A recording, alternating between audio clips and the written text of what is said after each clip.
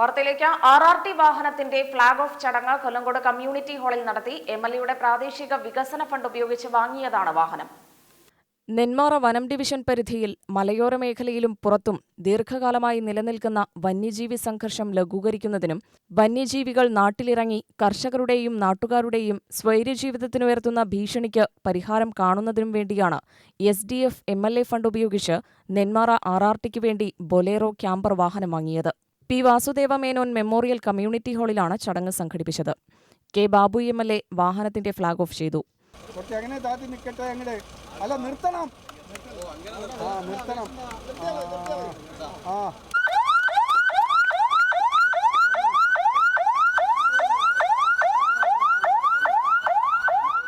ഈ നാട്ടിലിറങ്ങുന്ന പുലികൾ എന്ന് പറയുന്നത് ആ വനത്തിനകത്ത് ജീവിക്കാൻ പറ്റാത്ത ഗതികേട് കൊണ്ട് പുറത്തിറക്കുന്നവരാണ്.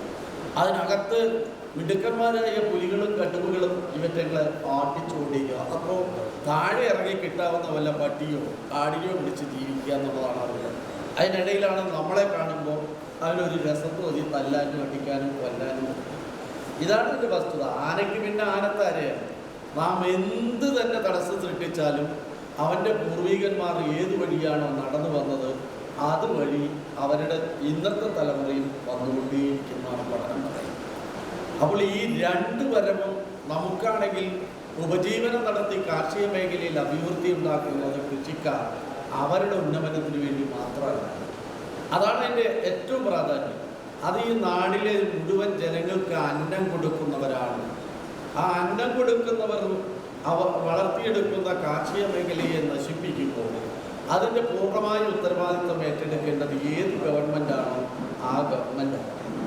അത് ഏറ്റെടുക്കുമ്പോൾ കിട്ടുന്ന നഷ്ടപരിഹാര തുകയിൽ തന്നെ ഭേദഗതി വരുത്തി ഇപ്പോഴും നാം ഇറക്കുന്ന വിളവും അതിനുവേണ്ടി ചെലവഴിക്കുന്ന സംഖ്യയും അതിൽ നഷ്ടമുണ്ടാകുമ്പോൾ കിട്ടുന്ന സംഖ്യയും തമ്മിൽ തട്ടിച്ചു നോക്കിയാൽ വലിയ അന്തരമാണ് നിൽക്കുന്നത്. ഗ്രാമപഞ്ചായത്ത് പ്രസിഡന്റ് K. സത്യപാൽ അധ്യക്ഷനായി. Block panchayat president R. Chinnakkuttan, Nenmara block panchayat president C. Leelamani എന്നിവർ മുഖ്യാതിഥികളായി. ഗ്രാമപഞ്ചായത്ത് പ്രസിഡന്റുമാരായ S. വിഘ്നേഷ്, K. മണികണ്ഠൻ, ജില്ലാ പഞ്ചായത്ത് അംഗങ്ങളായ V. രജനി, R. ചന്ദ്രൻ, ബ്ലോക്ക് പഞ്ചായത്ത് അംഗം സത്യഭാമ ചന്ദ്രൻ, ശാലിനി കറുപ്പേഷ്, P. K. ജയൻ എന്നിവർ പ്രസംഗിച്ചു. RFO പ്രമോദ് സ്വാഗതവും മണിയൻ നന്ദിയും പറഞ്ഞു. UTV news, Palakkad.